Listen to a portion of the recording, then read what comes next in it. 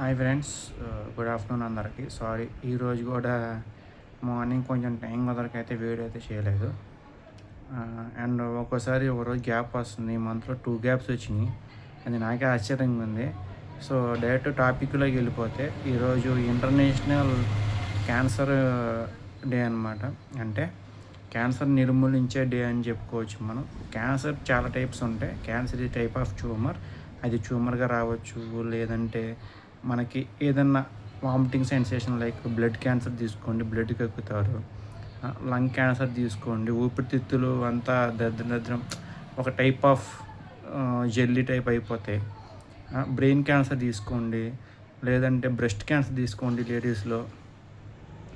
ఇలా చాలా క్యాన్సర్స్ అయితే ఉన్నాయి అన్నమాట. మనకు తెలియకుండా మన బాడీలో బోన్ క్యాన్సర్ అయితే ఇంకా అసలు దానికి ట్రీట్మెంట్ కూడా లేదు. లాస్ట్ స్టేజ్కి వచ్చినా కనుక్కుంటే ఇంకా పైకి పోవడం తప్పించి పెద్ద ఉపయోగం ఉండదు.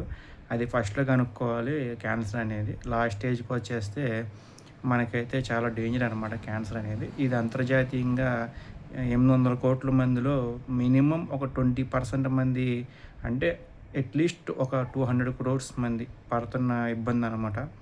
నవే డేస్ క్యాన్సర్ అనేది ఏదో చిన్నపిల్లలు ఆడుకుండే బొమ్మలాగా వచ్చేస్తుంది మనకి. అది మన నిర్లక్ష్యం అని చెప్పుకోవాలి.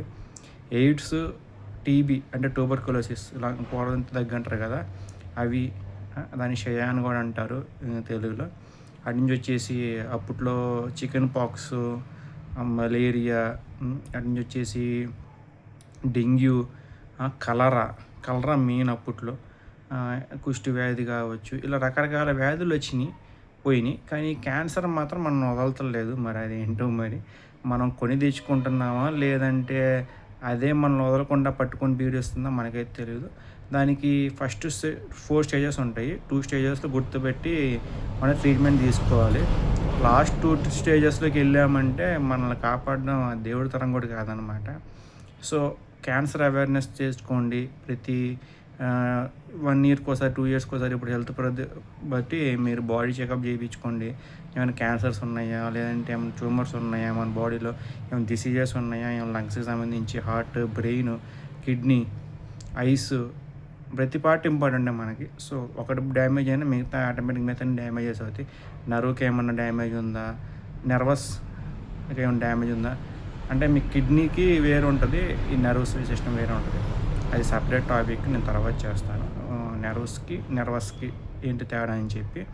సో ఇదనమాట. సో అందరూ క్యాన్సర్ ఫ్రీగా ఉండండి, ఆరోగ్యంగా ఉండండి. Thank you so much.